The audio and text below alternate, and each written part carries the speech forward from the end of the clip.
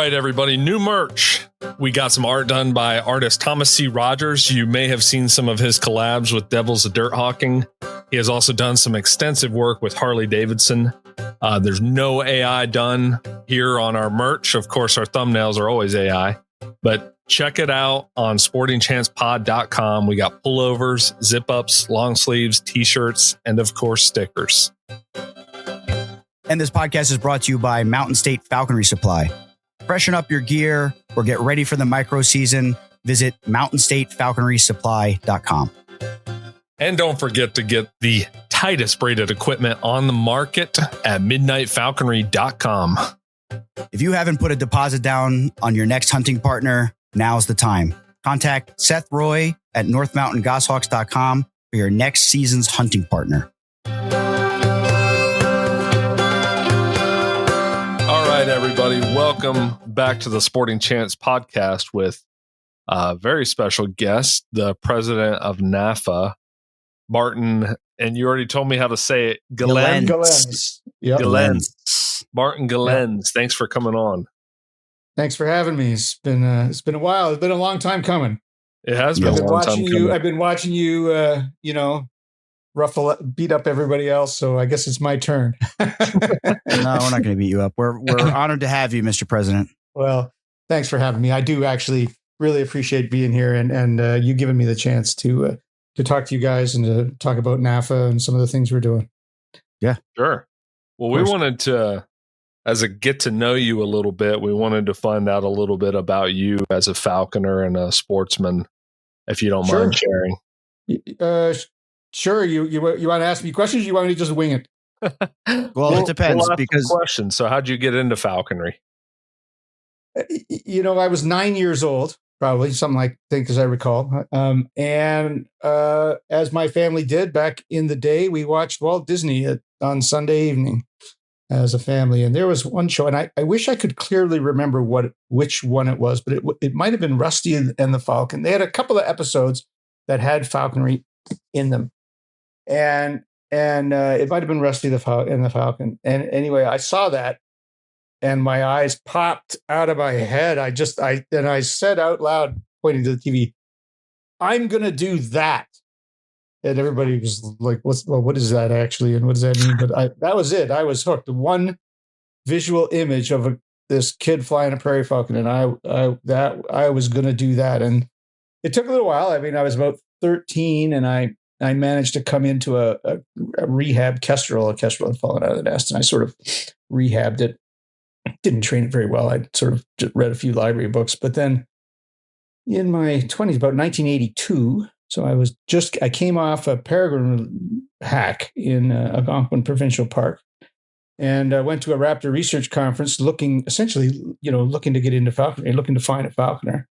And the year after that, I started messing around with red tails and training birds. That was like 1982, I think, is when I had my first real bird. What types of falconry do you do now? So I kind of gravitated pretty quickly towards falcons. I really wanted to fly falcons, and through the 90s, late 80s, and all through the 90s, I flew a sequence of peregrines on. We had a good population of Hungarian partridge here, close enough to my house, and so I hawked those. I had a tercial peregrine for a lot of years. Then I had a female peregrine that was actually probably to this day was probably one of my consistently best birds. I love that bird, and she was really successful on Huns. I'd bring her out west, and we'd hawk other things for her. And the Huns population started to tank at around 2000, and I sort of started hawking a lot more ducks. And by 2003, 2003, the Huns were pretty much gone around my area, and so it was all ducks. You killed them all. I guess there were still a bunch out east of here. About 6-hour drive. It's kind of far, so yeah. That wasn't too much.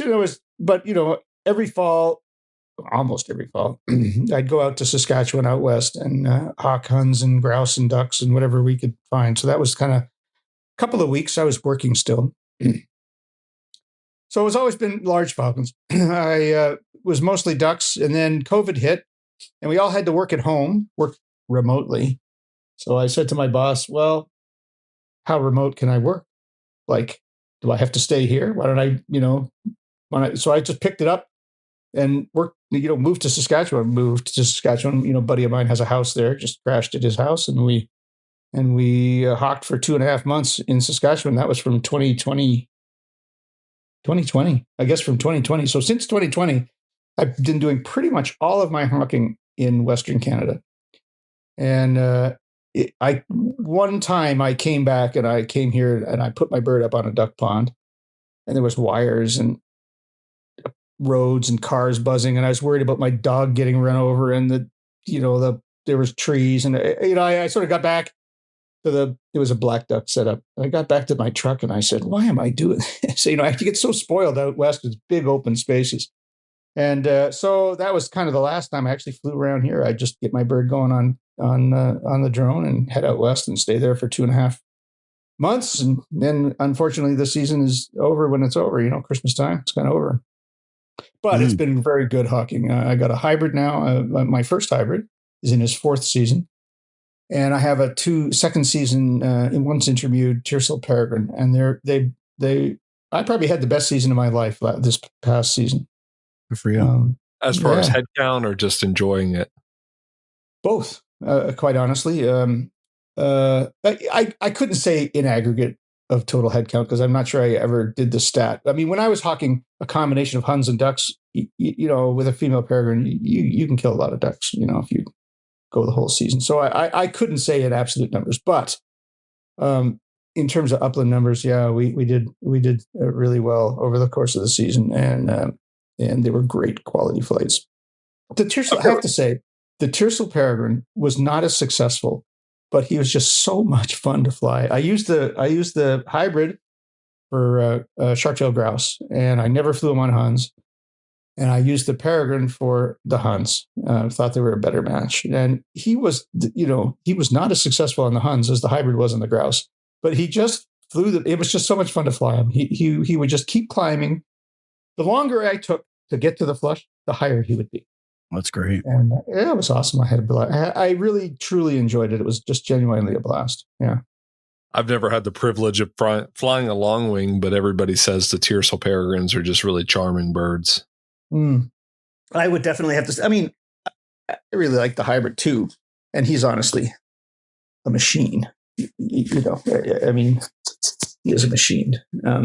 But this Peregrine is always ready to go. It's like it doesn't matter. He could have half a crop, and you walk up to him, and he's got his wings out, and he's like, "Yeah, let's go, let's go." That's nice. He's just always ready to play ball. Yeah. I have before we get more into falcons. This is a silly question that I probably should have looked up a long time ago. But how did the Hungarian partridge get here? They were brought over from Hungary. Oddly, yeah, funny. Because they're gray. They're gray partridge. That's the name. That's the proper name for them, right? Gray partridge. But they were brought over. They were released. Actually, the first place that they were released in numbers was outside of Calgary, Alberta. And virtually all of the partridge that are in Alberta, Saskatchewan, Manitoba, Montana, North Dakota, South Dakota are from that, essentially that release. They took to that landscape really well. You can imagine in the 1920s, the agriculture was not nearly as intensive as it is now. No chemicals, none of that stuff.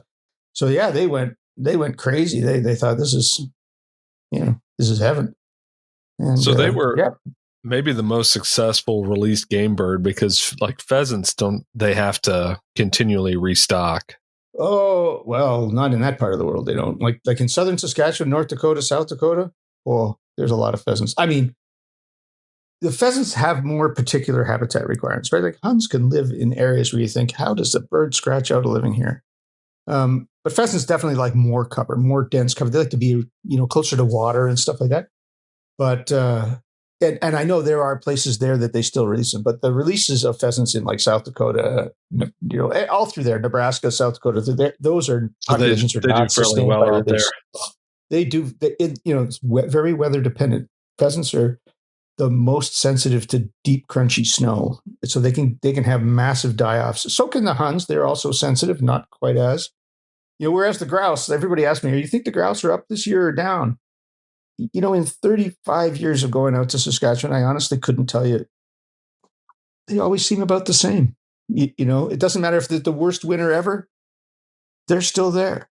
Whereas the Huns fluctuate. And when I started going to Saskatchewan, there were not very many pheasants. They were started creeping northward because the winters got a little bit less snow on average, to the point now where I can't show you a video here, but I have a video of, like, I'm driving down the road and there's like a field, there's like 50 pheasants in the field. So they've done very well. And I've driven down to NAFA meets going straight south through the Dakotas. And I think it was in just somewhere around the North Dakota, South Dakota line. I went through a valley, a grassy valley on one side, and the number of pheasants on the road in the early morning, you would think I was lying if I told you. It must, in a half a mile, I must have seen 200 pheasants. Wow. It was so when it's good, it can be really good. And of course, the weather can change and that number will get decimated, for 5 years. So there's always like this interesting discussion, and we have you on the show, NAFA president. So I guess this is a good place to bring this up. We've brought it up on other episodes, and obviously we know the reason why. It's obviously just money. But at the end of the day, both those species that we're talking about are invasive species that were released. Yep. So they were intentionally released for hunters, right? For game. Right. But starlings were intentionally released for whatever, to eat bugs and crops and stuff. And you can slaughter them year round without any penalties. But if you shoot a pheasant out of season, you're going to get in trouble. Yeah. You know what I mean? I wonder if there could be a case there. To hunt them all year? No, I don't. I'm not recommending that. I'm just saying it just seems kind of like, there's a lot of double standards in our game laws. Well, yes. I mean, you could call it a double standard. I mean, politics is a funny thing, right? I mean, how much do people like starlings? Well, they like them a lot less than they like pheasants, right?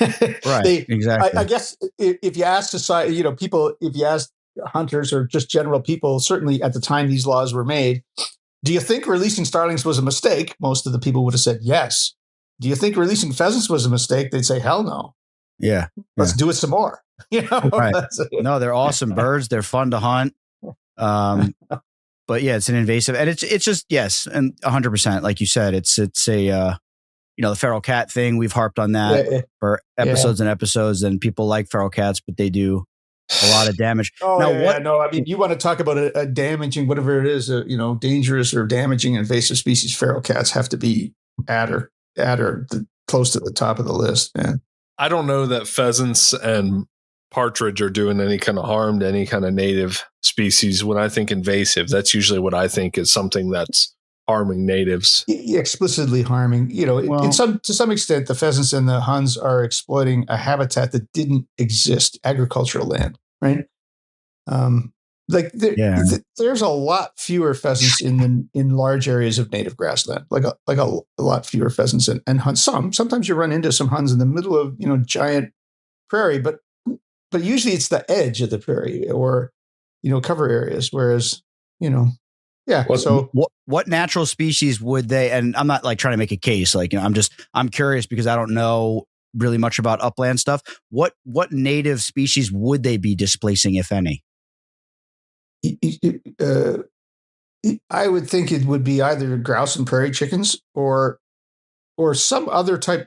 It's hard to imagine, like some little grassland passer. And I can't imagine that they're displacing those things, little upland sandpipers. I can't imagine that because they're eating different things. And the only thing that you could see, and even then, when it comes to prairie chickens and grouse, they have such different lifestyles certainly the sharp-tailed grouse will go into the trees and eat buds. I actually saw a pheasant in a bush this year. It's the strangest thing you ever saw. Sitting in a bush? Like 10 feet off the ground. Interesting. Like, dude, what are you doing up here? Yeah, it's very random. Yeah.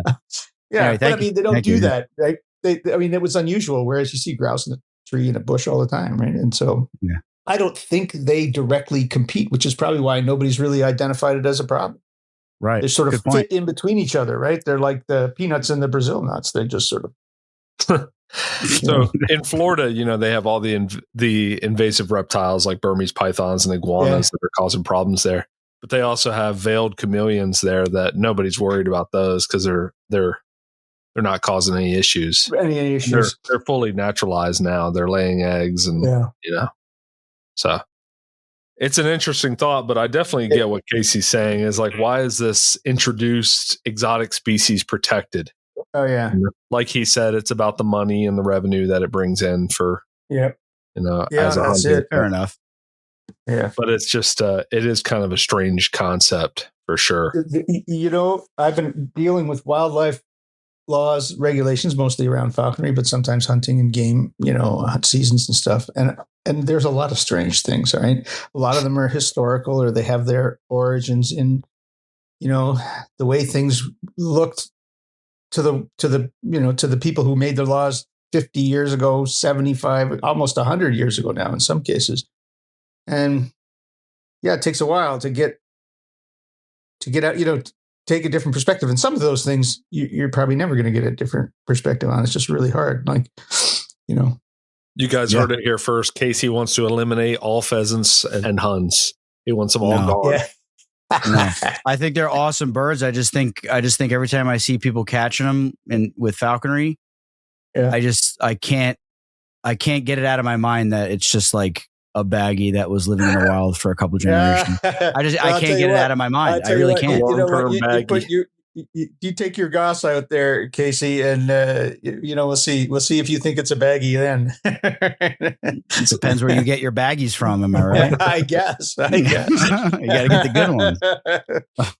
Where do you? Yeah, well, you'll have to let me know where you get your baggies from then. I breed them. Oh, there you go. Myself. All right. No. All right. Okay, moving on. Okay, so you're a long winger, which surprise, surprise, a NAFA leadership is a long winger. Yeah. What a shocker! A shocker. I know. I listened to you guys talk about this with Corey. Yeah. And was it Corey? I think it came up when you were talking to Corey about this. Yeah, we brought it up. Yeah, it was fun. We had a good banter back and forth. He's a good sport. Yeah. Do you guys treat Tyler Rankin like a second-class citizen when he's in the meetings with you? Well, no. You really have to ask him that question. Well, I mean, of course not. Of course not. So he's from Kentucky. He's hardly a dirt ever. hawker. Let me just say hawk. this, in my own defense, hardly ever. Hardly ever. Every now and then. You guys value your physical well-being, so you don't say anything cross to Jimmy G. So. No, you know what? Honestly, things work out the way they work out, but I can honestly tell you, I don't. It never comes up as to, when we were looking for, potential board members and it never comes up as the short wingers or long wingers. So I don't know. I've never been a part of that conversation. Right? It's just, you look for people that have the right, some capability, some commitment, and, I think diversity amongst falconers is a good thing. We don't want everybody hawking rabbits. You don't want everybody hawking your huns. No. And I think right now the board, if I have to look at the board, I like I say, I mean, I haven't actually added it up, but if I were to stop and think about it, I bet you it's pretty close to 50-50.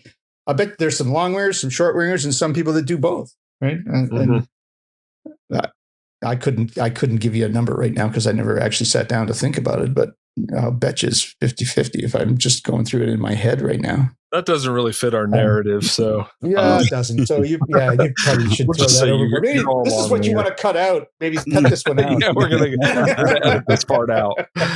Okay. Yeah. So what we wanted to get you on for a long time, but the timing was perfect to talk about the comment period for the normalization of peregrine take. Yeah.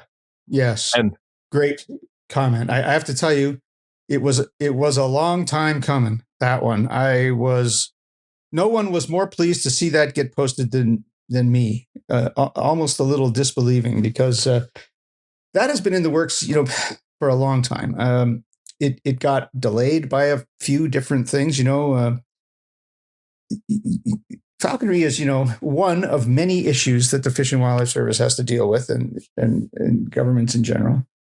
And they only have a certain amount of bandwidth, and they certainly only have you're certainly only ever going to work on one falconry issue at a time. They just don't have the bandwidth. So you pick it, and for a while there, there was a lot of work going on into eagles. And that's interesting. That's interesting you say that, because I would have just thought there's, several issues that you're working on simultaneously, but you're saying that the approach is just one big issue at a time. Well, we do work on several issues, but we work on several issues in different places, right? And we have our sort of top burner when it comes to the Fish and Wildlife Service, they know we have our number one issue. We've got our number 2 and 3, and they're in various stages of percolating. When this issue got right, where we're like, okay, it's now or never. Once the status report came out in 2023, it was like, okay, we need to push this thing through before that thing gets too old, right?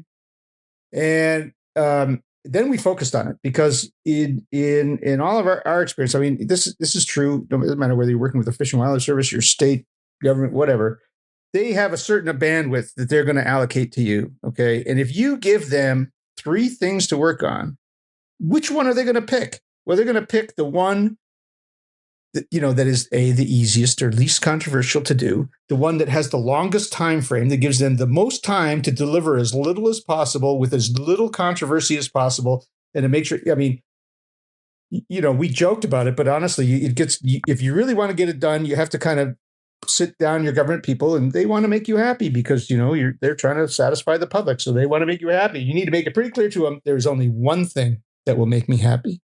Only one. There's only one way you can make me happy. And if you don't make me happy, I'm really, really going to be unhappy. Like, I'm going to be miserable.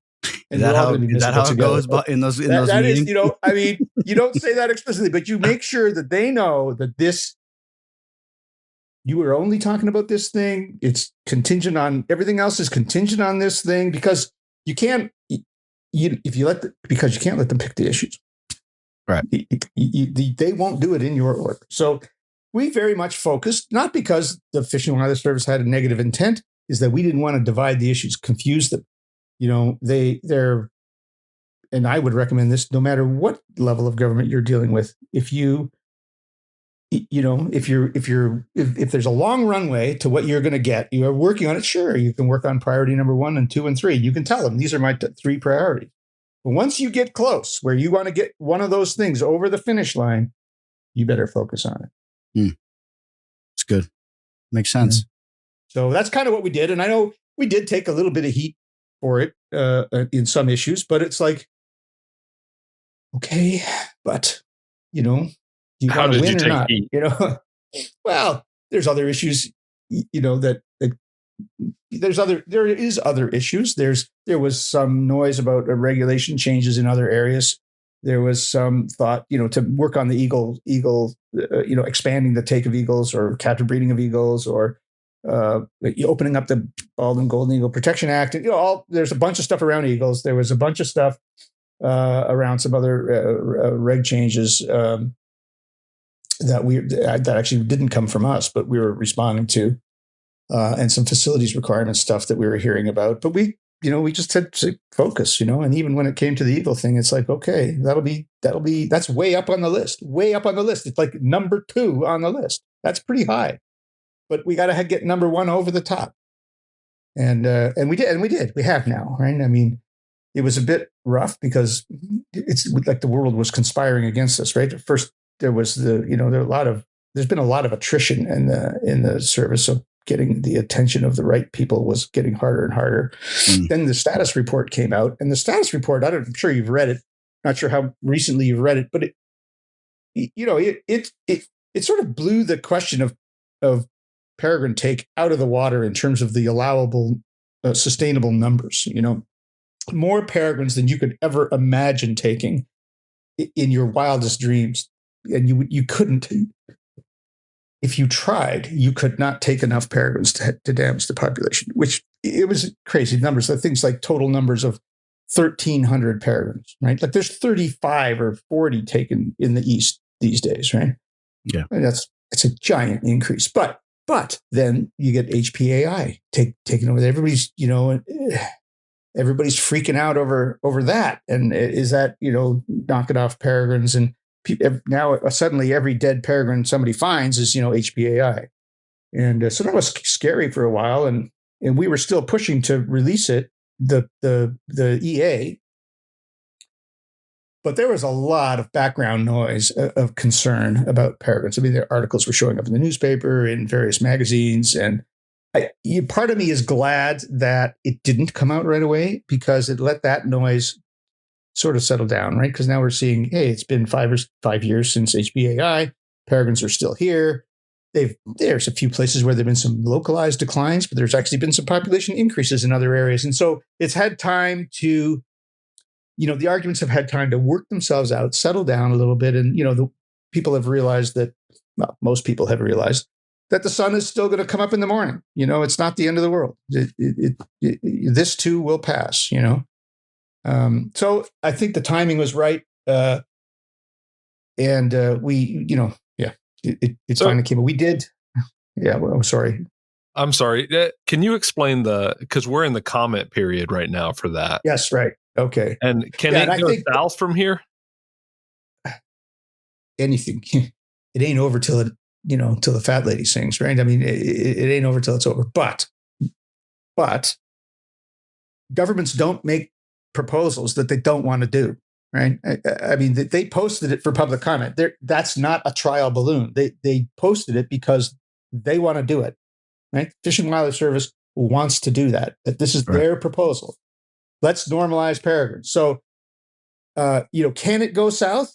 If there is, let me put it this way: it would take a good, solid chunk of, good quality information to suggest that that the statistics in the status report are wrong or no longer apply because of something, HPAI, for example. It would take, a few people that write in and say, we don't like it. That's not going to do it. They know they know people not everybody's going to like it. That somebody doesn't like everything. They know that, right? Yeah. The point of a public comment is to solicit information from the public that they may not have considered, right? They have considered the fact that you might not like it. They've considered that. They posted it anyway. So I don't expect that information is of such an amount and quality that would derail it exists. I don't think that information exists, but we shall see. Okay. Yeah. Now, there will be some states that are. Not every state will immediately want to normalize peregrines. Oh yeah, that's true. So in other words, which is curious because the peregrines that, for the most part, on the East Coast that we're after are all none of them are nesting or living in that state. No, but a lot of those states do have nesting peregrines. So what they might do, those states, like for instance, in North Carolina, I'm sorry to interrupt you.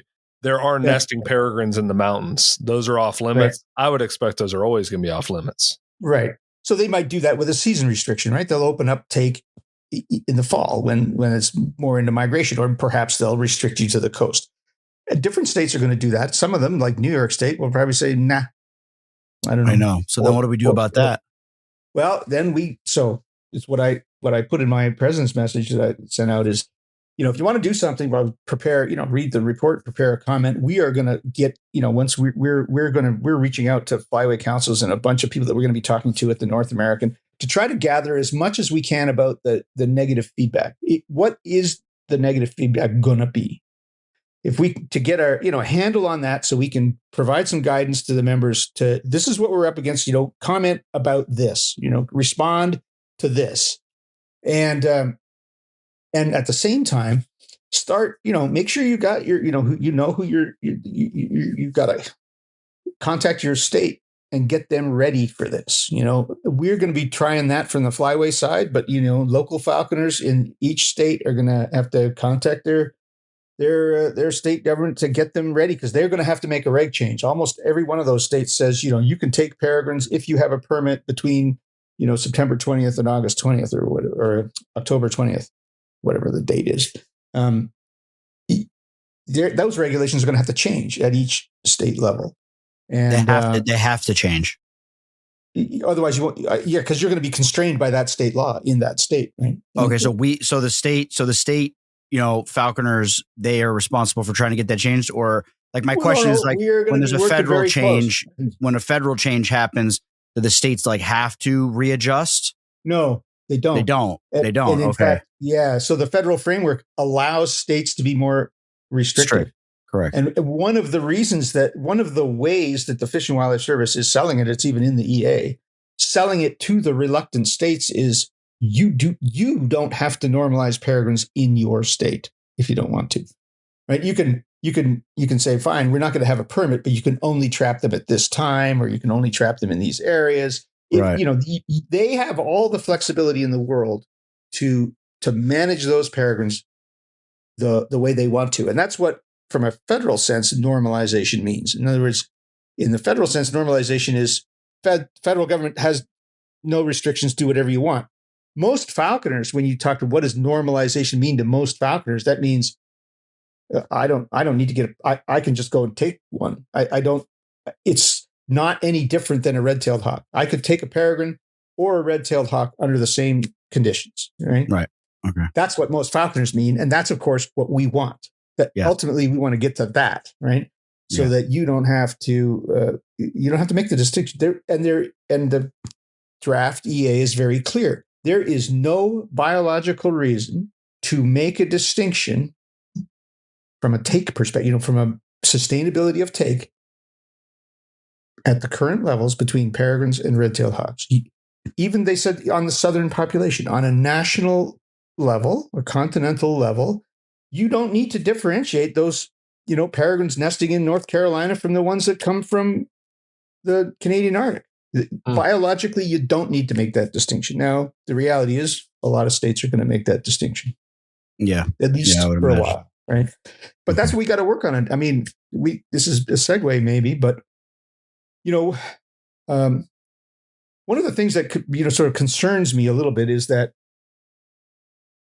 there are a lot of states that don't have a very functional falconry club, and it makes it very difficult. Some of those states, nevertheless, have a very positive falconry attitude from their DNR, but it's vulnerable. You're very vulnerable. Like you get a few personnel changes in there, and all of a sudden, somebody comes in and thinks, we're going to turn the screws on the falconers, and the falconers have no organized way of pushing back. And by the time NAFA hears about it, usually it's fairly far down the road. We're trying to catch up, and it's difficult. Like we did with Tennessee, we tried very hard to help out, but we need boots on the ground. Ultimately, right? State legislators listen to people from the state, right? More than anything else. So you could be in a strong supporting role, but you need a viable club. And for this stuff, I think that there's going to be a lot of states for the peregrine take that will just change their regulations very easily with almost, once the opportunity avails. Texas will be like that. Of course. Won't take anything to convince them of that. They're already talking about it. I'm pretty sure they're going to hit the go button when they get the chance. Oh, that's nice. I feel like Texas would let you trap eagles too, no problem, if they were allowed on a federal level. If they were allowed, but a lot of that is on the Texas Hawking Association. They do a great job of maintaining a very positive relationship with their government, their DNR, Texas Parks and Wildlife. They're nice to work with. I went there to trap from out of state. Yeah. They're very responsive. Yeah. They're very polite. They're very reasonable. I wanted to ask you before we move away from it. You had mentioned they want to hear from people within the state. Is there any consideration for the fact that you're a Canadian? Well, I do my best to, I had to show Casey where Canada I don't front with that one. That's it always comes out. When it comes to that sort of thing, I mean, I've met with the Fish and Wildlife Service a lot of times. They know I'm a Canadian, but I also know I'm representing an organization that, 90% of the members are Americans. So this is not the first one of those that has happened. Delta Waterfowl is a transnational organization, and until fairly recently, it had a Canadian CEO. So it's not detrimental to NAFA to have a Canuck as president. I may be biased in answering the question, but it doesn't. I don't think so. In my own defense, when the board looked like the board was going to tap me for this job, in my own defense, I did point out to them repeatedly that I'm Canadian, right? And they went ahead anyway. You're wearing a denim jacket. You're wearing exactly. I'm in costume and everything. Yeah, dripping in maple syrup. Yeah. No, it has not been an issue. I mean, obviously you got to learn a few new things and slightly different mechanics, but a lot of, the overriding principles are the same. It's about showing up. It's about having a decent case to make. And, I haven't felt it. It's funny enough, we were in meeting with the House Natural Resources Committee on the Republican side. There was one of their staff chief guy, the head guy on the staff side.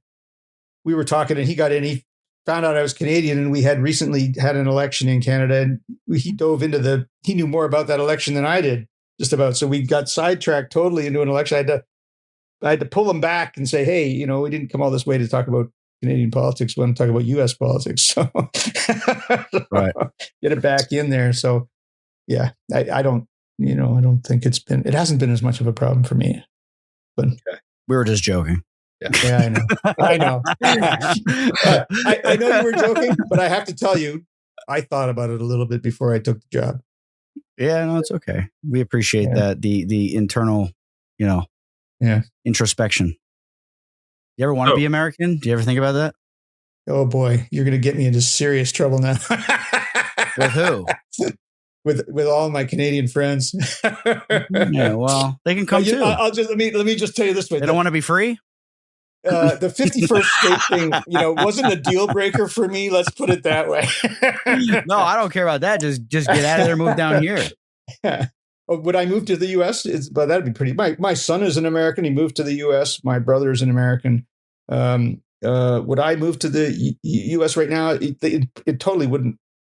I mean, for practical matters, it wouldn't work in terms of, assets and family and all that sort of things, where my assets are.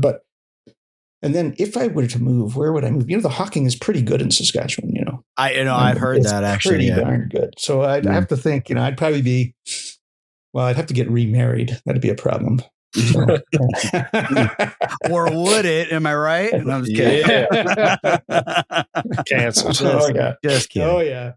Anyway, okay, great. I had a counter offer, but if I say it on the air, I had a counter offer for Donald Trump. But if I said it on the air, I'd lose even more Canadian friends. So I won't say it.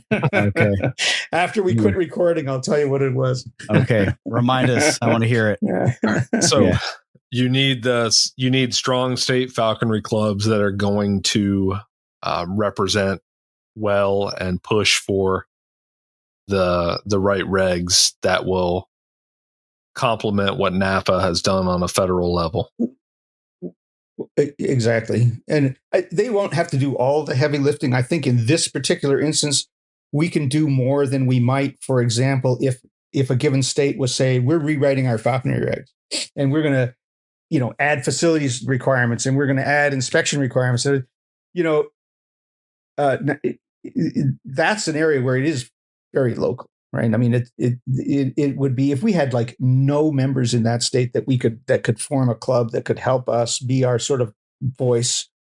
It would be hard for us to fight that, essentially remotely, right, from wildly different states. In the case of the Peregrine, because it is federally managed now, and all the states get together every year at the flyway councils and divvy them all up, we have a stronger voice in that avenue when it comes to normalizing.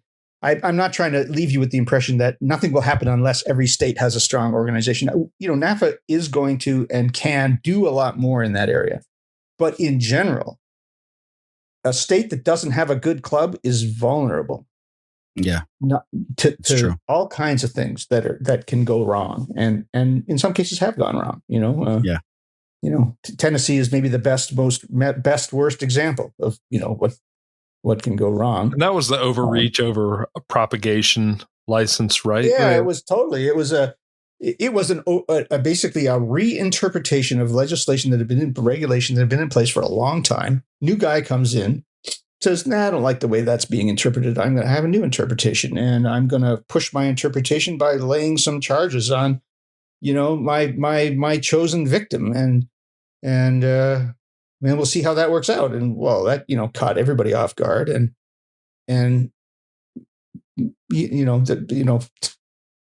to the credit of the Tennessee Falconers, they reformed their club. They got it. The club wasn't unformed, but they rebanded together, reinvigorated their efforts there. NAFA was able to step in as well and support them in that, and also write an amicus brief and get involved in the court case in a way that to make sure that we didn't lose. Right? I mean, right.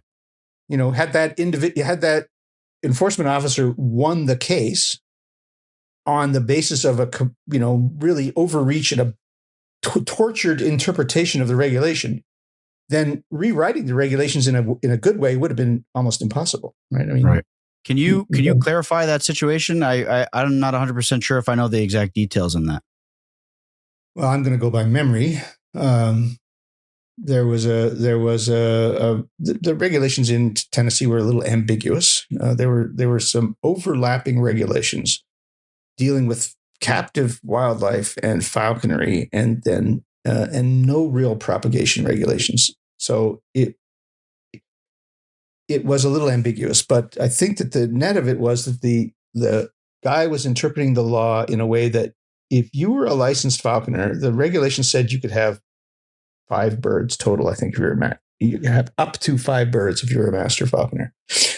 And he interpreted that to mean you could only have 5 birds in total on all your license, not 5 birds on your falconry license, but 5 birds in total.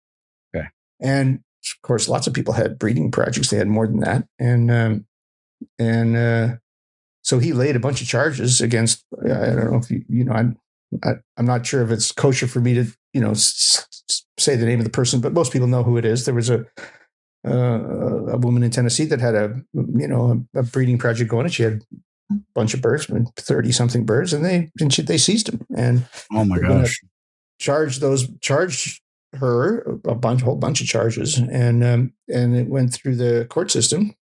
She had to defend herself, and she wasn't a NAFA member, but she called me and talked to me, and I recognized that there were some much broader issues. This wasn't not about the individual, and she had not done something that was, she had she hadn't broken the law. She didn't deserve it, is what you're saying. Right. She came out of nowhere. This is like she'd been doing what she'd been doing for a long, long, long time, and all of a sudden it was like, oh, you can't do any of this stuff, and it got so ridiculous they seized a pied crow, which is not even a raptor. So I felt terrible for her, actually, because she was really at the edge of the the pointy edge of the spear, and it was quite unfair. But that is not why NAFA got involved. NAFA got involved because the broader issues were that interpretation of the law would have a serious impact on falconry in Tennessee, and if it spread to other jurisdictions would be untenable. So our Associate General Counsel wrote a fantastic amicus brief. The court allowed it, which they admitted was very unusual in a case of that type, because it wasn't a case where you would think there was a question of law. It was just about guilt or innocence. But we made it about a question of law. And at the end of the day, the judge threw out all the charges and kind of, got kind of angry with the prosecutor and so forth, and that put them with their tail between their legs, and so they were a little more humble when it came to negotiating new regulations. Okay, and then what happened to all her birds? Is that she gonna file suit? I don't know the answer to that question. I might have. I don't know the answer to the question entirely. I don't want to. Should have her on the show. Yeah, we should. I'm not 100% sure her name, but yeah, it sounds like a nightmare, especially if you're depending on the time of the year, birds being ripped out of their mews, thrown in boxes, and mishandled. I mean, then I think a lot of them were exotics too, like eagle owls. And yes, they were not all native falcons. species. Yeah, it was. And they did that to her, and she had a bunch of exotics in there. Yeah, she had a crow. They took a crow. She had a freaking pied crow. They took that. What the heck? Which is like, it was like exactly. That's what I said. What the heck? That's heck? That's like a Ruby Ridge situation in my head, to be honest with you. But so anyway, that's not the Martin only doesn't one. know what that is. I'm sorry. You have to say it again. My head was somewhere else. I said that'd be Ruby Ridge. Oh yeah, no, I got you. Part 2, if that was part, yeah. No, unfortunately, didn't come to that. But anyway, it's a bit of a not having a state club is a pet peeve of mine, because you really are leaving yourself completely vulnerable to the good graces and the goodwill of a falconry coordinator or one or two people in your DNR, and that can change. Yeah. What if the club itself has a good presence, but the members, the culture of the club has been swaying in, more of the pet keeper kind of direction, and they don't really, and I don't want to say this and sound like elitist or like a D-bag, but like they don't know what's good for them. For example, I'm a member, I'm a New York Falconer now. Yeah. I'm part of their club, and some hardcore guys up here, but then there's a ton of falconers in New York State, and there's a ton of pet keepers in New York State. And I mean, posting a picture of your red tail on a squirrel dead, they'll throw you out of the Facebook group. Oh, really? For that. Yeah. And then when they proposed doing annual inspections when you renew your license every year, which you have to set up and you have to schedule with a game warden. If you don't, they'll take your birds, the whole 9 yards. Yeah. It was literally 50-50 in the comments that they thought it was a good idea. Well, I'm glad you brought that issue up, because you were talking, this is a great example of, NAFA and state clubs and how they can work together. I mean, I got a call or emails and from a number of New York falconers about that, about, what can NAFA do to help? And they're saying this is on the basis of federal regulations, and what we did as well. That's not the way. Where in the federal regulations does it say that? It doesn't say anything like that. But we were also, because we have, since our meeting in September, we've been having very regular, good communication with the Fish and Wildlife Service, the acting chief of the permits branch, permits, regulations, and whatever it is, long title. But anyway, we happen to be having a phone call with her like a week later. We talked through this issue with them and could confirm that it's not coming from the feds. Whatever that's not the feds. So, there were a lot of email exchanges. My understanding in New York is that they kind of stood down on that issue. 5 years now. Every 5 years, yeah. Yeah. Funny enough, we just had a conversation with Jennifer Miller of the Fish and Wildlife Service yesterday, and we talked about that issue there. Because she has asked us how's it going, and we told her the last time we were talking to her that honestly, most of our issues now are like playing whack-a-mole with one state or another, right? I mean, there's not a huge issues at the federal level, right? In terms of the regulations. In fact, that was her explicit question to us. Well, what would you change in the federal regulations if you could change something? And I asked the whole board and all the officers, tell me, what you think are the real issues. Heath and I went through it line by line, and there's a few things, but they're wordy. The federal guideline, the framework regulations are very wordy, but they're kind of written in plain English. And there's not a lot in there that you could really go and say, this is completely out there. There's some, like what the PLF lawsuit got into, which was the stuff you can say and not say and get paid or not paid with your wild bird gets, there's a lot of verbiage there. You think, well, whatever the purpose was, if the purpose was to prevent a commercial harvest of birds of prey, you could have done that with a lot less words and without getting into the speech side of it, Right. Like you're not allowed to take you can't shoot a white-tailed deer and sell it or use it commercially, but there's no speech. The law doesn't involve any speech restrictions, right? Right. It doesn't have anything to do with what you talk about, right?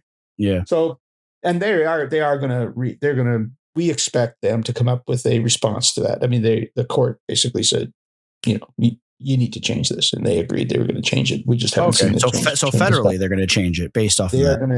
They're going to change it. So basically, what happened at the end of that lawsuit was that the court essentially said to California, you can't enforce those sections.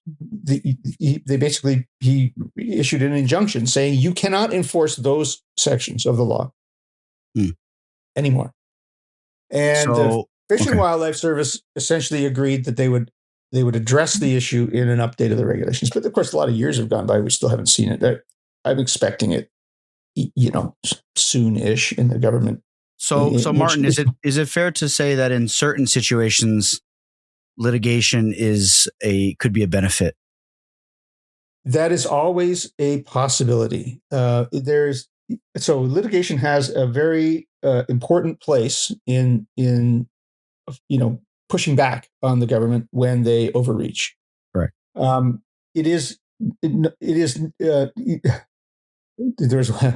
never forget one of the first times that I met a high-level Fish and Wildlife Service guy. He said to me, there are some falconers that think we're just one lawsuit away from nirvana. Right? Yeah. Just one lawsuit and we'll solve it all, right? Unfortunately, it isn't quite like that. I think lawsuits have a place, and Heath and I talked actually at length about the circumstances under which NAFA might actually sue the Fish and Wildlife Service.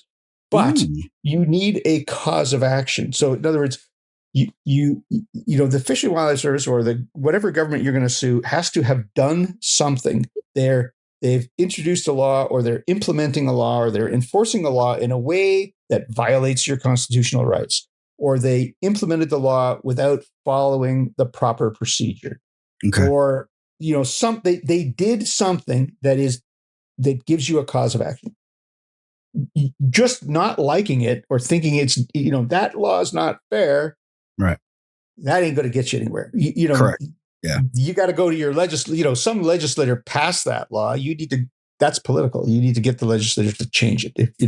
So there are places where you can. If it's there's some degree of unfairness or overreach, or usually, but not always, stemming from either a constitutional or a procedural thing, right? Okay. And when that happens, sometimes I would look at it this way: it's generally a tool of last resort because it's a destructive tool, right? You can tear down an existing law with a court case. You can't make a new one. Right. You can't change the one that's there. All you can do is tear it down. So it's like demolishing a building. Doesn't give you a new one, but it gives you a place to build the new one if that's where you're at. Like if you're at the point of thinking this building is beyond rehabilitation, I can't live with this thing, and we're going to blow it up and we're going to build a new one. That's what your lawsuit does for you. It blows up the old law, right? Yeah. And, I would never be one to say never, but it's an expensive and sort of dangerous approach, because once you're blowing things up, you don't exactly know what's going to replace it, right? Yeah, it's a good point. And then it also, I do understand the aspect that when you're dealing with in business and stuff like that, as soon as a letter from a lawyer comes through the door, now everything changes. The whole dynamic changes. There's no more conversation. There's no more communication. Now we are combatants with each other. And you will not talk to me. I will not talk to you. Our lawyers are going to fight now. So it's kind of like, if you get to that point, you're ready to fight. So I see your point. Yeah. And so, you have to ask yourself, and that well-known expression, pick your battles, you got to ask yourself, in the case of a battle, what do I get if I win? Like, okay, we can go to court on this. I could win. Is what I get going to be worth the cost? What do I get if I win? In a sense, if you look at it, and I'm, take this for what it's worth. You take out that speech stuff out of the regulations. A lot of effort went into winning that. I mean, that wasn't the only thing that the PLF lawsuit was about. It was about 4 different. There was actually 9 claims in there, but is only the one claim about that one section that survived. Yeah. And so okay, so now you will be able to use your hawk to do a presentation or put it in a Buick Skylark commercial or something like that. Well, great, I guess. But I mean, did that make your falconry any better? I mean, it those speech restrictions probably should never have been in there. I am not defending the speech restrictions in the regulations, but I am just pointing out that, well, okay, that was not exactly a decisive win that's going to dramatically change falconry, and it's like a kind of a I see really does nothing. Oh well, when you say it like that, yeah. So. No, I see, but yeah, I do see the point. There is just when I was homeschooled and I was a falconer and I was very young, so my mom thought it would be a great idea to sign me up to do falconry talks at various schools as part of like my public speaking curriculum. Yeah. And it was a nightmare. But like I can imagine like cute girls my age, and I'm like standing in front of the class, like with sweating, with your dorky homeschool clothes and with my loafers and my tucked in t-shirt. Your braided belt. My braided belt. Yeah. And it's just like, that was for me, that was part of my curriculum, but there's other people that will take days off of work just because they're a nice person to go do that. Yeah. And it's like, and if they were to compensate, for their daily wage that they lost or whatever, or their gas, and they break it down like that, if they just go over their reasonable costs, they could theoretically get in a lot of trouble for that and jeopardize their falconry license. So that lawsuit kind of opens it up where now next school that asks you to give a talk, you can say, okay, well, my fee is this much, and you're not going to be in fear of losing your license. Yeah. And so in that sense, which is it's like a small thing. It's a small thing. When I first read the U.S. regulations, which I've read, I don't know how many times. I skipped over that. Nothing in that really rankled me particularly. I thought, well, whatever. I mean, I do lots of school talks, and I've never charged anything for them. So just, it didn't really hit me as anything. Didn't register with me. Once I read all the different briefs and submissions in the PLF lawsuit, and I started to, looking at the lawyers arguing the thing, and then you read it again, and you kind of go, yeah, it is over the top. Like it goes well beyond what you really need to say. The law could have accomplished its purpose in a much simpler way. And to be honest with you, stuff like specifying you can get compensated, but not above your costs. Like now you need a freaking accountant to go do a school talk. Like, exactly. Yeah. You could say it as simply as many other laws do, that the bird of prey that you trap for falconry has to be used principally for falconry. Yeah. If you trap the bird of prey and you use it principally for advertising, well, that isn't falconry. You got the wrong license. Right. If you use it principally for falconry and you go and do a school visit, who cares? What difference does it make? People are not going to get falconry licenses so they can do school visits, because then they would be principally using. They might, but then it's principally used. But then they're principally using it for education, which is, you know what I'm saying? It's like, you don't need to talk about what people are going to say and how much accounting they're going to do and, add up. You can just say that. Yeah. But the concern is, you may say, oh, who's going to check on that? But when shit hits the fan, you will need a receipt of your gas, how many miles you drove. Well, principally, it's going to be a nightmare. It will be a nightmare for you. Those cases always are. There's, for example, there's laws like with the Falconry Fund is a charitable organization. That's our sister organization, charitable organization. Yeah. Those funds have to be used principally for charitable uses, meaning they can use a minimal amount of them, for example, for political lobbying. It's not none, but some, right? And so the way the courts have interpreted that is 20%, right? So 20% it's not a significant amount. It's below that de minimis threshold. They won't wait. So even though you need to actually be a 501c4 to be a principally lobbying organization, you can be a charitable organization. And yes, you can go talk to congressmen and try to influence the way the law goes. And you can spend up to 20% of your money doing that. So yeah, that's the way they've interpreted it. Now, what's the interpretation for a falconry license for time? I don't know.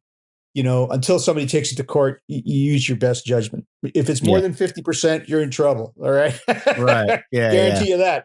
How much under 50 does it need to be? I don't know. But more than 50, you're definitely going to be in trouble. Yeah. Okay. So going back all the way back to the Peregrine take. Okay. What's the time frame for that? All right. Good question. Very good question.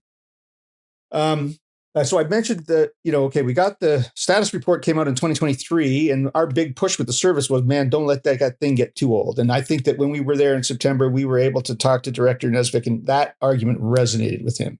The service hasn't actually introduced too many public comment proposals changes yet. This is one of the first ones in this new administration. So that resonated. We got that out. Jennifer Miller tells us, we just talked to her yesterday, that they are obligated, it came out on the 10th of February, they are obligated to publish their decision within a year. So February 9th, 2026 is the drop dead last day, right? Now, hopefully they won't take till the very end, but that is the fence, right? That's the last possible day. When they announce their final decision, the decision will come along with, essentially a draft of the regulations that they're going to implement, the changes they're going to make. We're going to implement this final decision by making the following changes to regulation. That regulation, it'll have some sort of implementation date. I don't think she said the law applies to the decision, not necessarily the corresponding regulation change. Although we're going to try to get them to do it all at once, but it may be that the regulation change will come shortly thereafter. And then that will enable the states to go and make their changes. Now, we hope that as soon as the final decision is made, we are going to already be working with the states well before then in anticipation of the decision to get them sort of ready, because every state has a slightly different procedure for making those changes. Some of them just the Game Commission can do it, right? Others are going to have to go through the regulatory process through the legislature. So there's different states, and we'll be working with those folks to understand that and making sure that we have our arguments, because the argument's going to be the same in every state, right? Like when we have the things we were talking about before, where it's a facilities requirement or a misinterpretation, it's like whack-a-mole. Every state is different. This, it's going to be a bit, hopefully it will turn into a bit of a cookie cutter. It's like, oh, okay, this is our argument. Here's our package. Here's the information. We need some boots on the ground that can help make this or make the context or go to the Game Commission meetings and so forth. Because I'm not going all 49 of them. That's for sure. No. Yeah. Agreed. Yeah. Now I did have a question for you. It's on the same line of discussion. What, over the years, not just the Peregrine take or the Eagle, but what organization brings the biggest grief to NAFA as an organization? Okay, I'm going to think about that for a little bit. Can I just finish up with Aaron's question in terms of the overall time frame? Because that's not an easy question, but okay. So in terms of time frame, if let's say they get this decision out sometime at the end of 2026 or very early 27, if we get some of the regulations modified, if we've done our homework, we're going to get some of those states are going to come along, hopefully in the spring. And by fall, it could be fall of 2027 would be the earliest for some of the early adopters. Some of the other ones are probably going to take until 2028 to get there. And then there'll be the laggards. There always is. And we're going to have to start picking them off. You think Connecticut's going to open up their Peregrine tank? Oh my. So that's a tough one. That's a tough one.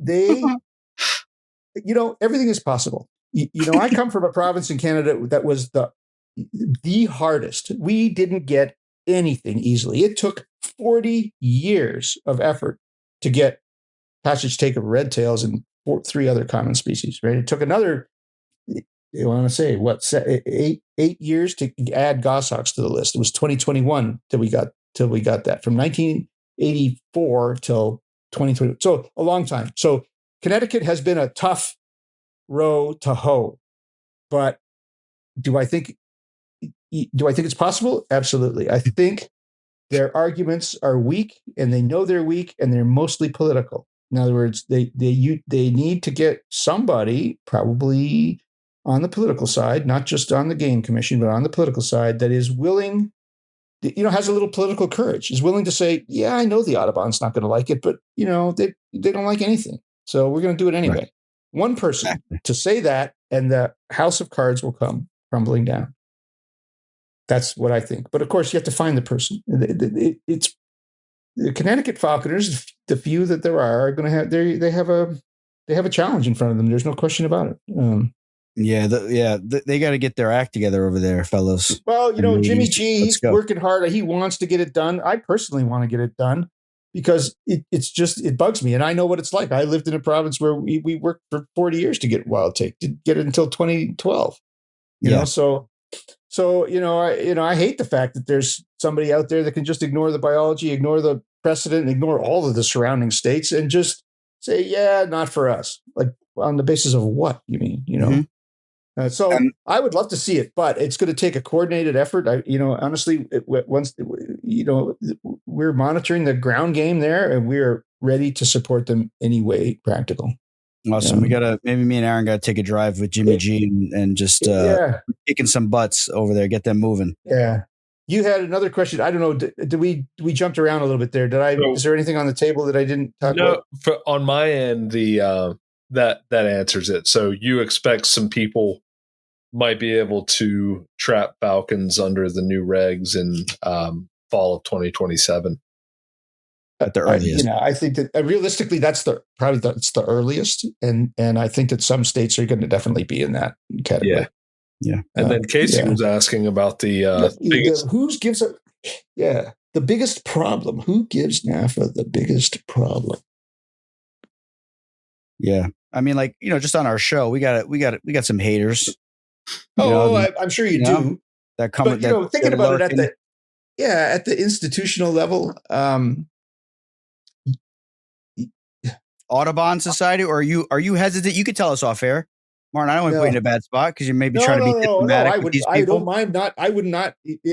So the Audubon Society doesn't really, in generally speaking, does not actually. If they in Michigan, and I think, and I was told in Connecticut, the local Audubon societies are, they're not favorably. They're a bunch of bird watchers. They're not favorably disposed to falconry. The National Audubon Society is not lobbying against falconry, is certainly not, we don't really hear much from them, to be honest with you. Okay.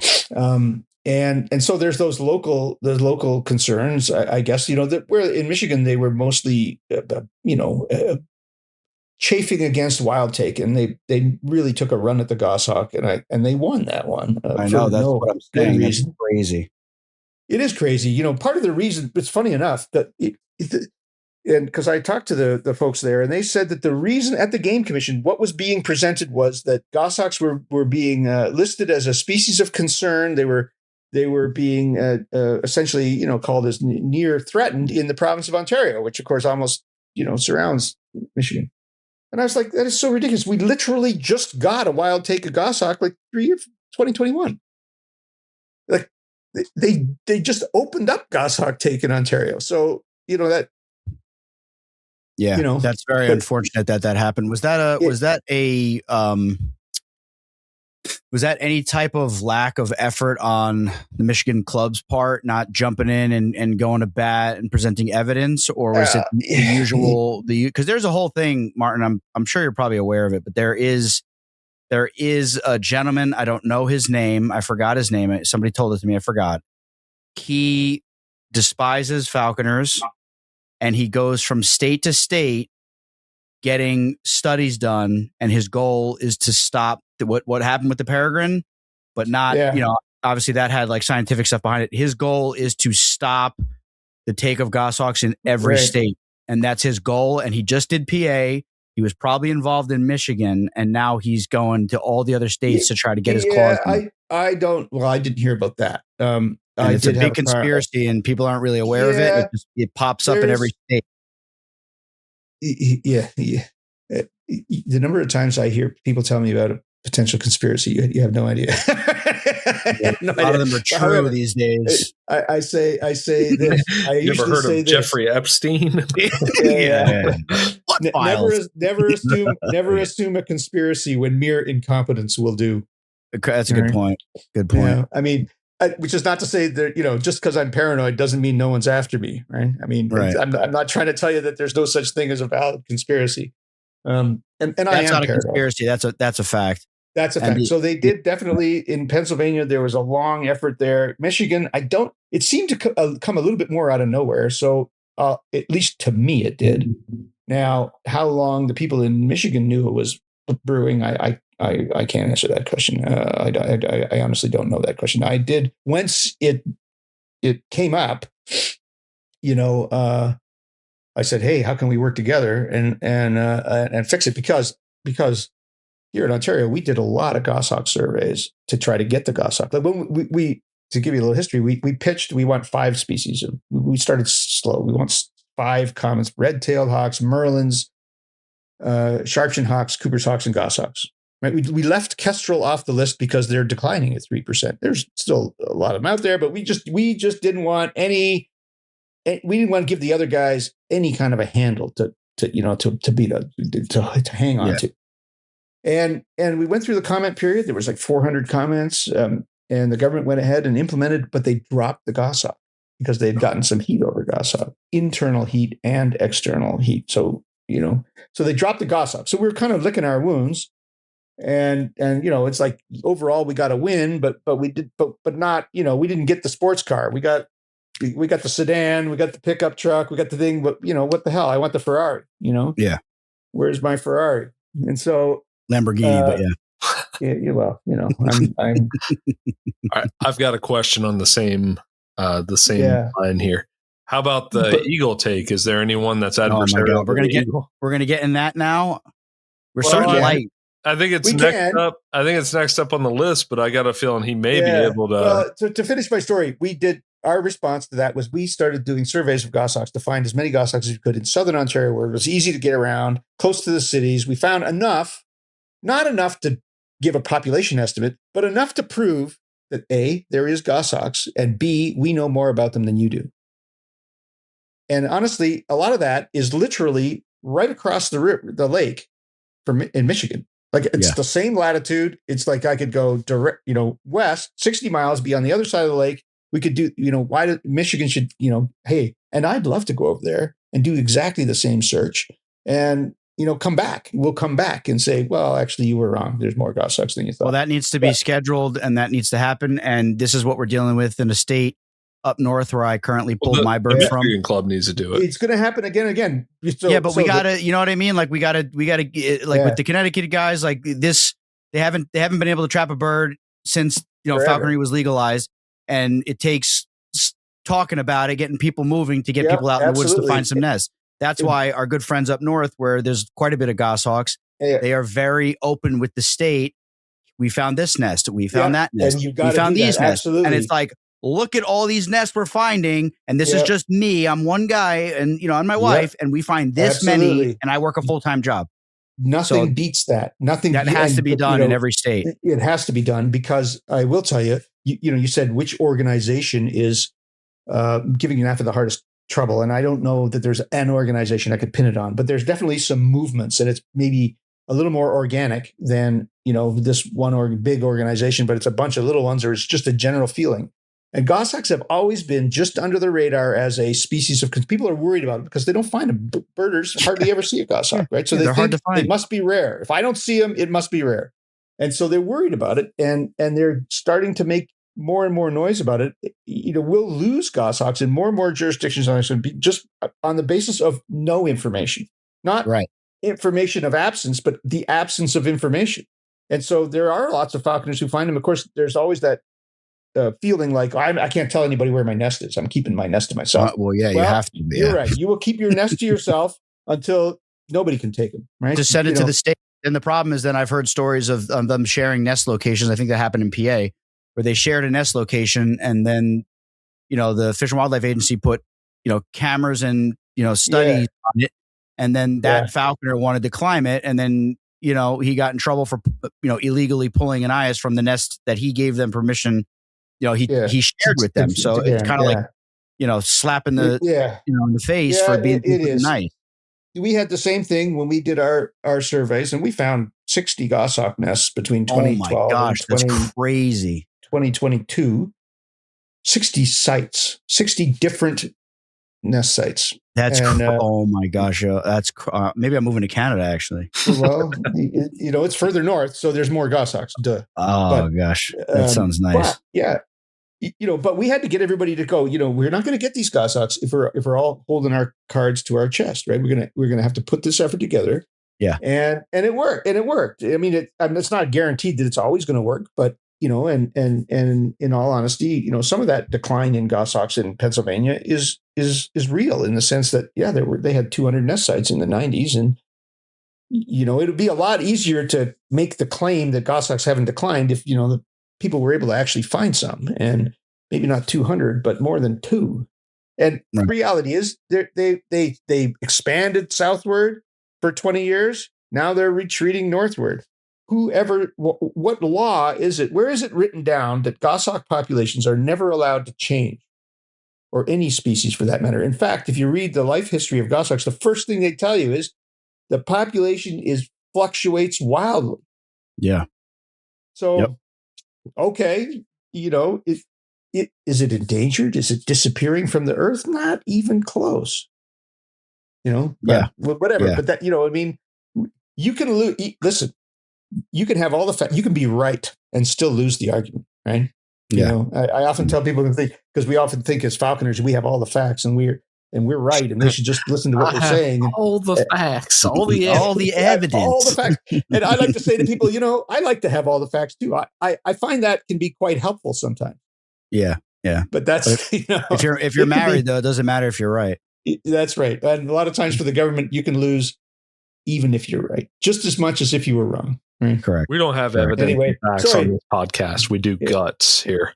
So gut feelings. Eagles. You wanted to talk about eagles. I kind of knew you were going to get to eagles. Specifically, Casey's asking about adversaries. Are there adversaries for the eagle take?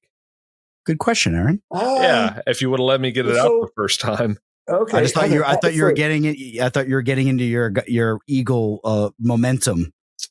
Which is good. I am not aware of an external organization that is trying to get us to not be able to take the 6 eagles we're taking. I'm not aware of some organization that is opposing that. Isn't that a pathetic number when you say it out loud? 6 eagles. Is. Now, there are different individuals at different times that have been involved in either state governments or the Fish and Wildlife Service that have been opposed to eagle take under different circumstances. So and it's been a little bit of a fraught exercise. I have run into people that from long before my time, were happy to talk about falconry but didn't want to talk about eagle because they just felt like they'd been raked over the coals, got into a place where they didn't want it, or whatever, or they had I don't know, but it's like I couldn't get them to talk about it. And so I think that there's definitely some institutional resistance has been within some state and at some levels within the Fish and Wildlife Service, which is why it took so long to kind of get everybody on the same page to get the 6, and which is sort of an arbitrary number. I mean, the biggest problem, I can't remember what was the word you were saying, biggest resistance or the biggest opponent to the take of eagles. The biggest adversary we have in expanding eagle falconry in general is the fact that eagles are declining in the West. Our biggest adversary is the biology. They're declining. They have been in a long-term, slow but steady decline, and it's very well documented. It's not precipitous like the peregrines were, fell off a cliff, but it's there. So it's tough. That is a tough environment in which to say, hey, let us trap as many eagles as we want. I think that's it. That makes total sense. I don't think we should ever be detrimental to populations of birds. Except for game birds, we can be detrimental to them if it all works out. Back, right? They're invasive anyway. They're invasive. That's supposed to be anyway. But there's probably some opportunity for trapping them out of locations where they're in danger, in jeopardy due to. Well, there's that. So there's the thing, and that's been the angle which is how we arrived at the 6. The 6 is a very low number, and it's kind of arbitrary. It's what there was at the time. I think there's opportunities. There's opportunities in various levels with eagles, at various angles that you could take with eagles. But if you're going to just look at the wild eagles, the best opportunity is to go after the number 6. Maybe not just the number 6, but other areas where there is a risk to eagles. Right? There's airports, for example, where there's eagles get shot on airports. Some airports where the USDA is involved in wildlife control, they'll kill an eagle if it looks like it's a danger to an airplane. Well, why don't we have a trapping program? Falconers or the USDA or somebody have a trapping program. Those birds, if they're hanging around in a place that's dangerous to human life, let's get them out of there, but let's make sure they're not lost to the environment and lost to society completely. Right. Wind farms, the same thing when it comes to mitigation strategies. Even when it comes to the ranchers and the sheep depredation, I'm sure that the ranchers would support that number being higher than 6. Of course they would. And so there's an area to work on. It's an area where, when we tested some of these ideas out in our trip to DC, we got some interesting feedback. I have to say, the feedback that I wasn't entirely expecting on the eagle side. But one of the things that where I got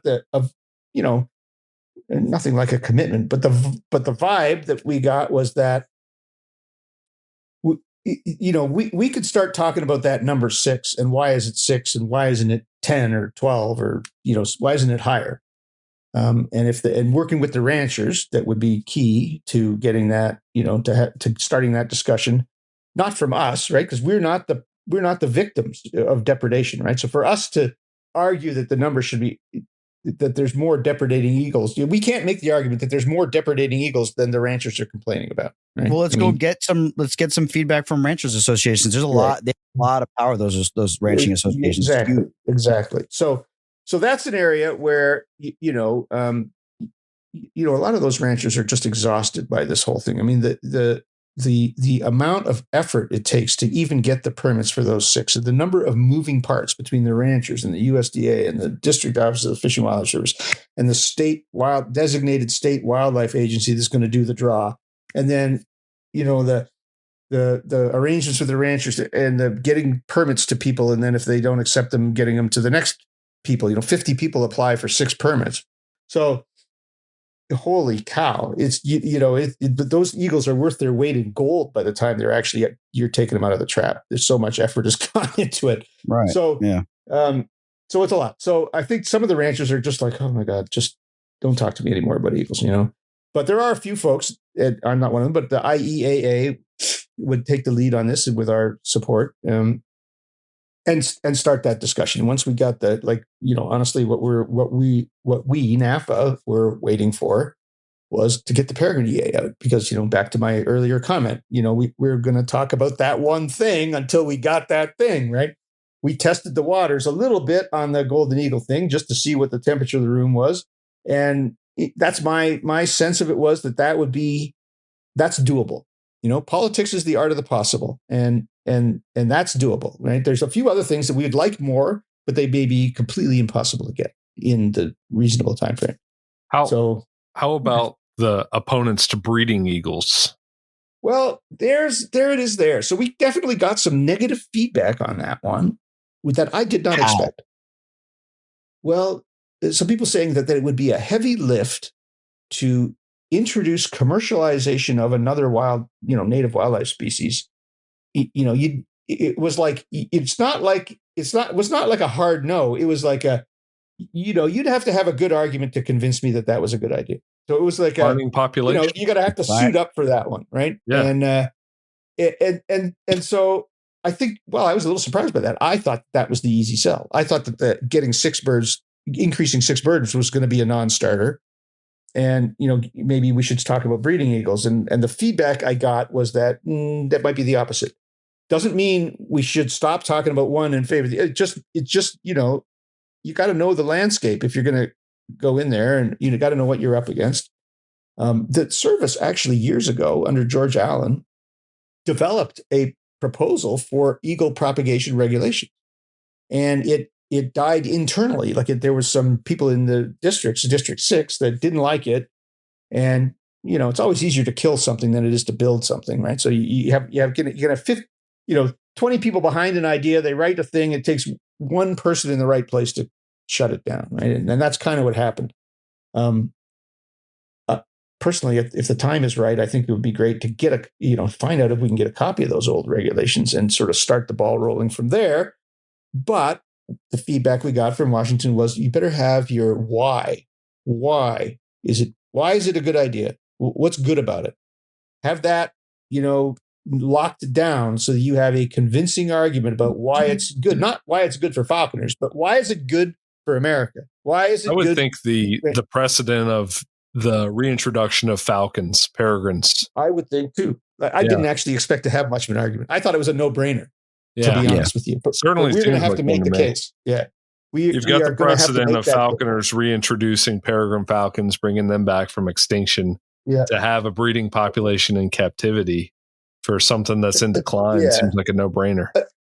So especially since they are already in decline, you think, hey, maybe we need to mitigate. But the other side of that argument, which is not it, so you think, hey, wind turbines are killing them. Let's release eagles and maintain the population. That's a thought, right? But to a real wildlife guy, to somebody who's a real wildlife manager, they immediately hate that idea. They're like, no, you're taking the heat off of the people that are causing the decline. You need to address the issues for the decline, right? We need to have self-sustaining wildlife populations, right? Which is not something that I thought of out of the gate, but that's the way. Honestly, all things equal, that wouldn't we want that? That's what we would want, right? We want wildlife populations that you don't have to do catch and release with. They sustain themselves. I don't know what the actual culprit is. Is it lead? Is it wind turbine? It's everything. It's a little bit of everything. Al broke it down. Al broke it down by numbers. Yeah, and he did. Yeah, he had all the evidence. All the evidence. The problem is that some of the major culprits of death of golden eagles, you can't go up against those people. Yeah. You're not going up against the power companies. You're not going up against the wind and the solar people and this and that. I wish you could go up against the wind people, because if I never saw another wind turbine in my whole life, I would be happy. Yeah. I would be happier than I am. Good luck going against the power company and these, Regeneral and they're greasing palms with millions of dollars. Yeah. And we want to go after them because eagles are dying. It's not going to happen. Yeah, and the government, over time, they should be, that's something you can solve legislatively, right? Because those people make money off those poles.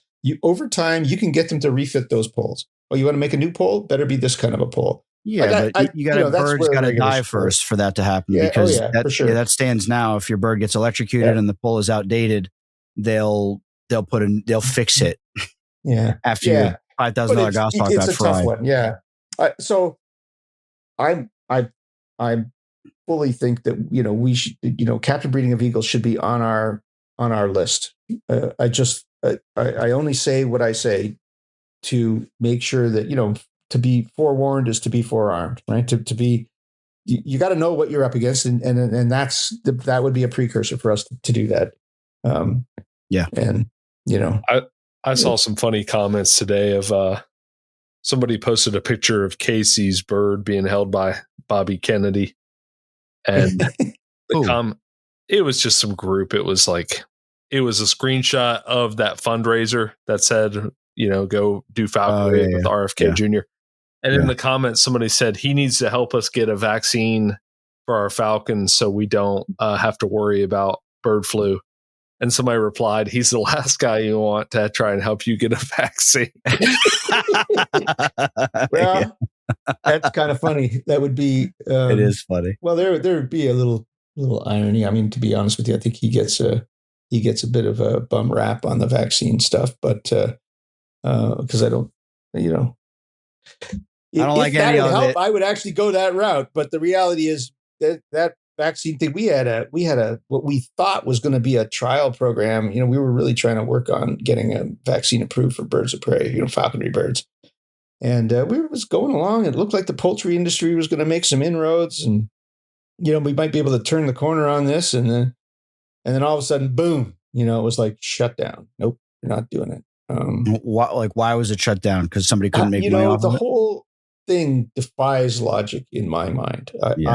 It was shut down because the USDA said, no, we're not going to do it anymore and they have their reasons all involved around, we can't control the vaccine. The vaccine could get out of the wild, which I'm like, and why would that matter? And it would matter because if it's uncontrolled, our poultry trading partners won't take our poultry anymore. Except all your overseas poultry trading partners are already vaccinating their birds. So I've heard the vaccine is in most other countries. Well, France is vaccinating ducks, and China's been vaccinating things forever. And I can't say every country's vaccinating, but that is always the reason. That is always the excuse. It's we're going to destroy the poultry industry if we vaccinate. But yet the poultry industry has been spending millions of dollars trying to get them to allow vaccination. So well, which one is it? And our poultry, our meat, our protein shouldn't even be going overseas. It should be here in America. Well, that's a different issue, and I can't help you with that one. Remember, he's Canadian. I know. Our food should stay here. Well, in North America. In the US. Because we have the same problems in Canada. I mean, I don't know if you heard about the whole thing with the ostriches farm out in British Columbia. I heard about that. I thought it was AI. Avian influenza they had. No, I thought it was AI, like artificial intelligence, because the video of all the dead ostriches. I was like, whoa. They had these 400 ostriches, and some of them got sick and died, and the rest of them survived. And there's like over a year later, you want to cull the clock, kill the flock over a year later. Like on what planet does that make any sense? If your idea is to contain the virus, either they don't have the virus, or if they do have the virus, it's not killing them and it's spread all over the place. By the way, the virus lives in waterfowl. Do you know how many waterfowl migrate out of Canada into the United States every year? 49 million. I think the cat is out of the bag on this one, right? I mean, exactly. It's time, but you know what? You can't talk to. I mean, that argument is just lost on the USDA, and in Canada, it's the CFIA. CFIA is even worse; they're even more draconian. But it's just, and it's like logic somehow seems to be suspended in this particular case. Like what intersection is there between birds of prey and chickens on a chicken farm? Like, so what? But I don't know. Yeah. So far, we have not been able to make any kind of an inroad in this wall of that they just won't talk to us. Is there any way that we, as a falconer, could get our hands on the vaccine from like another way? Some falconers have. There's the worst kept secret that people in some zoos. People are finding their own solution. There's the vaccine is not controlled in Mexico. It's not the same vaccine. It's not tuned to this particular variant of the virus, but it is generally available, right? Yeah. I mean, just have them strap a couple vials to like the meth that's coming across the border. Yeah. You get it mixed up and give your birds some meth. Yeah. You would think, especially something like California condors, that they would want to vaccinate those for. Well, they did. They did. So the USDA made an exception because of endangered species, because the condors, they lost like millions of dollars worth of condors. Like it set them back years in the program because of the number of condors they lost in Arizona. I don't know how many in California, but I know they lost a ton. And they developed, there's a company, Zoetis, that has an H5N2 vaccine, which is very close. And they tested it on black vultures to make sure they didn't kill all the condors with the fire, with the vaccine, right? That would have been kind of embarrassing. So they tested it with black vultures, and it seemed to work okay. And they thought, okay, this is good. It's working good. That's not killing the vultures, and it's effective on the vultures. We'll trap all these condors, and we'll do it. And it turned out to be. And I talked to Chris Parrish, the CEO of the Peregrine Fund. He told us this because we were talking about vaccinating falcons at that point. He said the vaccine had a 10% efficacy in the California condors, and I thought he misspoke. I was like, "What? 10%? It was 10%. It wasn't very effective. All was said and done, it was not very effective. So, I think the condors have stopped dying. Hopefully, they've started to develop some natural immunity. They've been, feeding them supplemental feeding and doing all this. But it was a big blow to that program. Yeah, it's rough. That's rough. Yeah. Why would they? Why not test it on turkey vultures? Why the black? I guess because genetically, black vultures are the closest living relative to condors genetically. Yeah. Okay. All right. Okay. Yeah. So I guess black vultures and turkey vultures aren't all that closely related. Oddly. Were you thinking the Tuskegee experiment on? Yeah, I didn't like the way it sounded. I said, why are we subjecting these black vultures? Why not give some shot? Test the turkey vultures too. Turkey vultures. Yeah. Just keep it fair. Yeah. Stupid joke. That was a great joke. All right, Martin. Moving on. All right, Martin. Sure.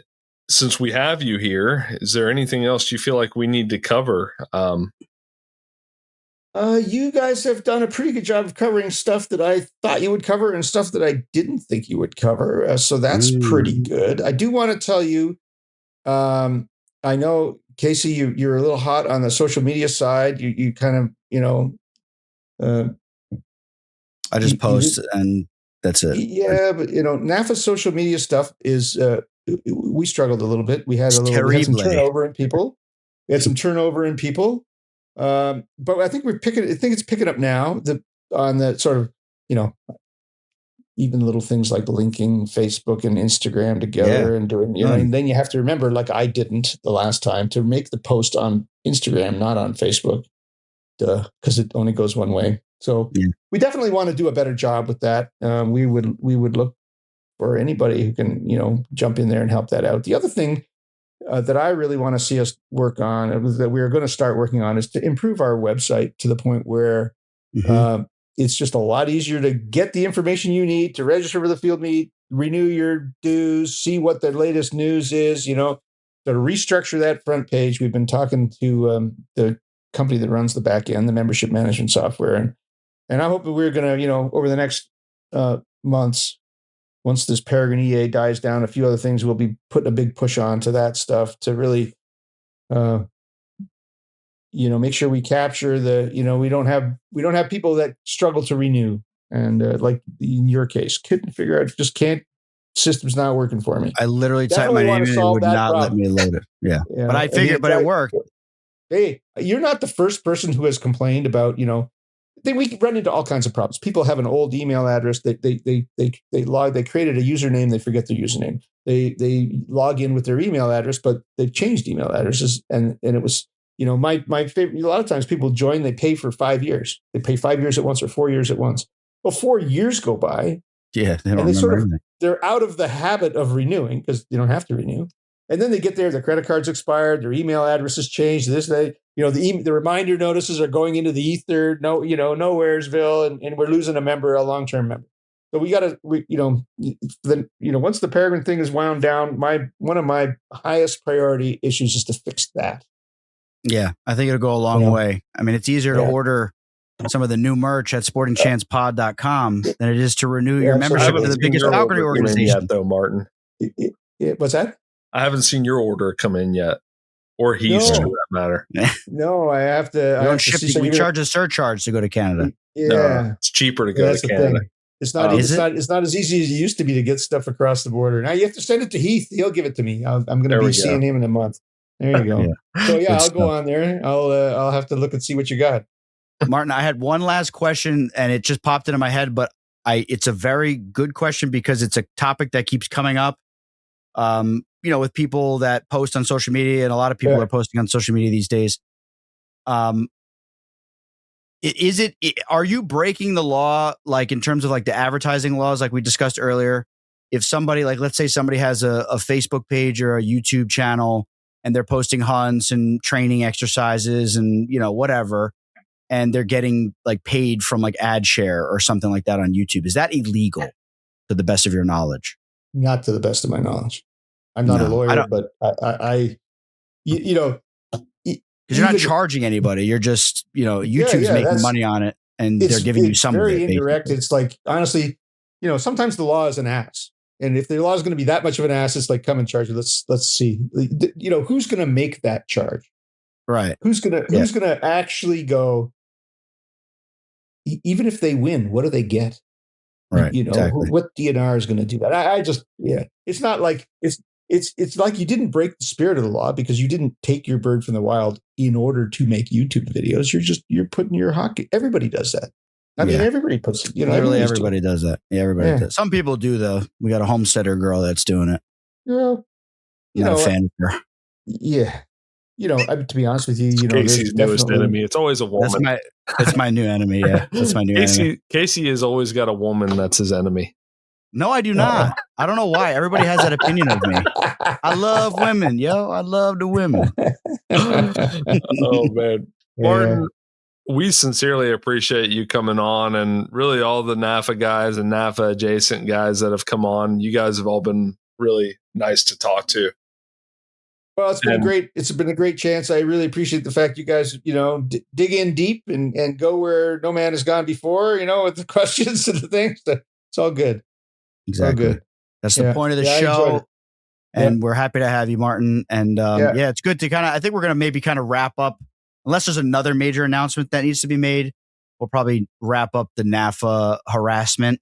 Because ultimately it was a campaign.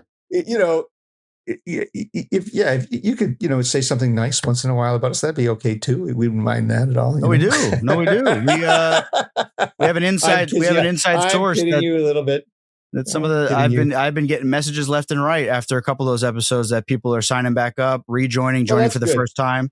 So I know you guys won't. You're not going to publicly tell us, but I know we're helping out. Actually, we one of the reasons we came on is to say, you guys have an audience, and if you're not reaching your audience, good, bad, or indifferent, then in the absence of information, there's only fear and uncertainty and doubt. So, correct. Better to get the information out there. Not everybody's going to like everything we do, and they're not going to like everything we do all the time. And I'll be honest with you, we're all volunteers. We try hard, but sometimes mistakes are made. We're human beings too. We might drop the ball or, make the wrong call. Sometimes, you think, oh, okay, we made that decision that didn't work out.